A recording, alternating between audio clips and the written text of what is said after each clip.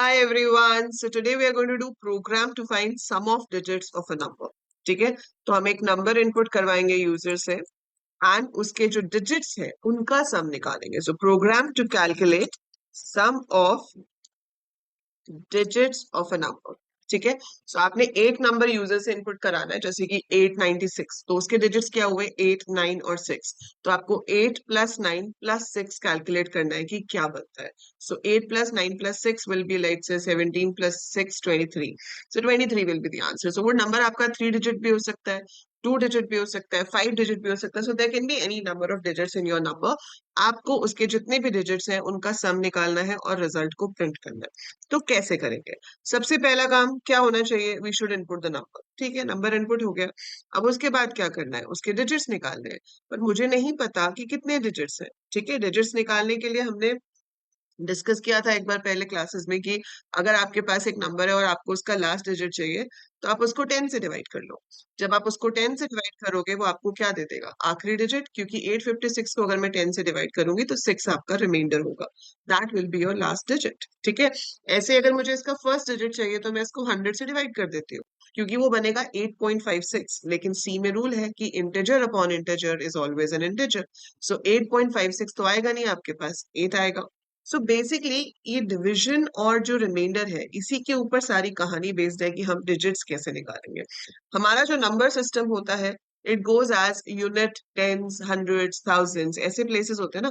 तो अगर मेरे पास ये नंबर है तो ये 5 जो है ये यूनिट प्लेस पे है, फिर ये टेंस प्लेस पे है, ये हंड्रेड्स प्लेस पे है, ये थाउजेंड्स प्लेस पे है.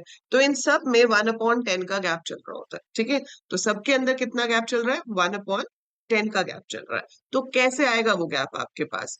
अब जैसे आपके पास ये नंबर है, इसको अगर आप 10 से डिवाइड करके रिमाइंडर निकालोगे. ठीक है, 7145 को 10 से डिवाइड किया तो 714 इसका क्वोशंट आ जाएगा और 5 बचेगा रिमाइंडर. सो 5 बाहर आ गया. This is one of your digits. अब आपने इसी नंबर को 10 से डिवाइड कर दिया तो आपके पास सिर्फ क्वोशंट आएगा विच इज 714. एक डिजिट आ गया, नंबर से भी आउट हो गया. Repeat this. 714 मॉड 10 कर लो, आपके पास क्या आ जाएगा? 4. सो 714 मॉड 10 करूंगी तो मेरे पास 4 आ जाएगा. इसको मैं 10 से डिवाइड करूंगी तो मेरे पास 71 आ जाएगा. I will repeat. 71 मॉड 10 करूंगी तो 1 आएगा. 71 अपॉन 10 करूंगी तो 7 रह जाएगा. 7 मॉड 10, छोटे नंबर को जब बड़े नंबर से डिवाइड करते हैं तो डिवाइड होता ही नहीं, तो 7 itself is the remainder. And 7 upon 10 करोगे तो आपके पास 0 है. That's how you are getting it. ठीक है, सो ये आपके पास 0 आ गया. इसके आगे आपको रिपीट नहीं करना. तो वही बात करते हुए कंडीशन क्या बन गई कि जब तक नंबर 0 नहीं हो जाता, जब तक नंबर 0 नहीं हो जाता का मतलब क्या है? कि जब तक आपका नंबर 0 नहीं हो जाता, that means while number is greater than 0 या while number is not equal to 0. वो कंडीशन लग सकती है. हर बार करना क्या है? आपको डिजिट निकालना है और नंबर को ही स्मॉल करते जाना है. ठीक है, अब आप इस डिजिट के साथ क्या करना चाहते हो that is totally up to you. आप सिर्फ इतना ही करना चाहते हो कि count the number of digits, कि आपके पास जो नंबर है उसमें कितने डिजिट्स हैं, आपको सिर्फ वही प्रिंट करना है. तो वो भी कर सकते हैं. सम ऑफ डिजिट्स करना है तो एक वेरिएबल ले लेंगे सम इनिशियली, जिसमें हम 0 मान लेंगे. अब जैसे जैसे डिजिट आता जाएगा, जैसे पहली बार 5 आया तो सम 0 था. 0 प्लस 5 5 हो गया. सेकेंड टाइम लूप चला, अगला डिजिट आपके पास 4 आया. सो 5 प्लस 4 9 हो गया. फिर से लूप चला, डिजिट 1 आया. 9 प्लस 1 10 हो गया. फिर से लूप चला, 10 आया. 10 प्लस 7 17 हो गया. So we get 17 as the result. So that is how sum of digits can be done. तो आपको यहाँ पर क्या करना है? Sum is equal to sum plus जो डिजिट आ रहा है, ताकि पिछले रिजल्ट में एक्यूमुलेट होता रहे. सो ये हमारा मेन लॉजिक हो गया. ठीक है, लॉजिक की बात तो हो गई. चलिए अब चलते हैं कोड के ऊपर. इसका कोड कैसे करेंगे? तो इसका हम कोड करेंगे, हम यहाँ पर लिख लेते हैं इंट नम. ठीक है, इंट नम चाहिए आपको, डिजिट चाहिए और आपको सम भी चाहिए. तो सम में मैंने इनिशियली 0 ले लिया. यूजर से पूछ लिया यहाँ पर कि भाई आप नंबर बता दीजिए क्या है. तो हमने उसको बोला एंटर अ नंबर. नंबर आपका रीड हो गया इसमें. ठीक है, फिर आपने लगा दिया लूप. लूप क्या है कि while number is greater than 0, जब तक नंबर मेरा 0 से बड़ा है तब तक क्या किया जाए? डिजिट निकाला जाए. डिजिट कैसे निकाला जाए, नम मॉड 10, और उसके बाद ये जो मेरा नंबर है इसी को ही मुझे स्मॉल कर देना है। So num is equal to num upon 10, उससे आपका नंबर ही एक डिजिट स्मॉल हो जाएगा, और फिर इसको आप सम में ऐड करा दोगे। आप sum is equal to sum plus D भी लिख सकते हो या sum plus equal to D भी लिख सकते हो, एक ही बात है। तो sum is equal to sum plus D लिखूं या मैं sum plus equal to D लिखूं, डी जो है सम में ऐड होगा और जो रिजल्ट है वो वापस सम में स्टोर हो जाएगा। जब हमारा लूप खत्म हो जाए उसके बाद हमें प्रिंट कराना है यहाँ पे sum of digits of a number. So sum of digits of a number is sum. So sum of digits of a number is sum, this is how I write it. ठीक है, now let's execute. हमने इसको run किया,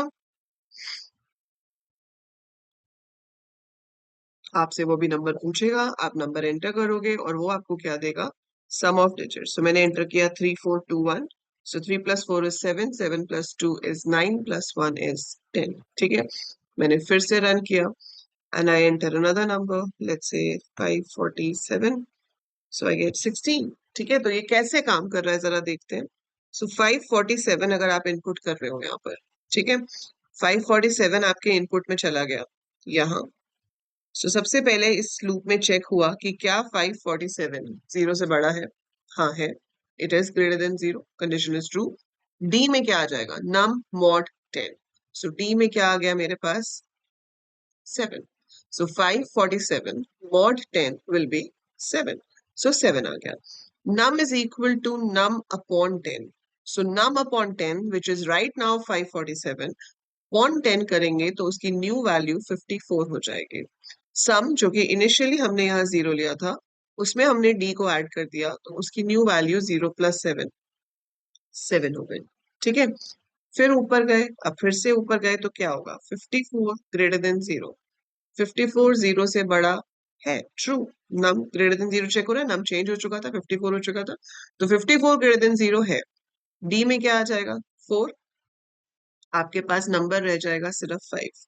तो 7 तो already है, 7 + 4 करेंगे तो 11 आ जाएगा। सो 7 + 4 इज गिविंग यू 11। फिर से ऊपर गए, अब हमारे पास 5 बचा है, 5 भी 0 से बड़ा है, ठीक है, डी में 5 आ गया। यहाँ पर क्या बचेगा, 0। 11 + 5 करेंगे 16 हो जाएगा, और यहाँ पर नंबर है 0 तो 0 greater than 0 is false, loop रुक जाएगा। सो जब आपका लूप रुक गया उस टाइम पे आपके पास सम कितना है, 16, तो वो बाहर आके प्रिंट करेगा sum of digits of a number, कितना, 16। सो आपके पास 16 जो है वो sum of digits of a number आ गया, यही आंसर आ रहा था। So that is how it internally works. तो आप कितने भी डिजिट का नंबर यहाँ पे दे सकते हो, ये उसको एग्जीक्यूट करेगा और अकॉर्डिंगली आपको रिजल्ट लाके देगा। So this is it. ठीक है, about sum of digits of a number. अब आपके लिए एक सवाल है, सवाल ये है कि अगर मैं यहाँ पे प्रिंट कराऊं sum of digits of a number की जगह sum of digits of percentage d is percentage D.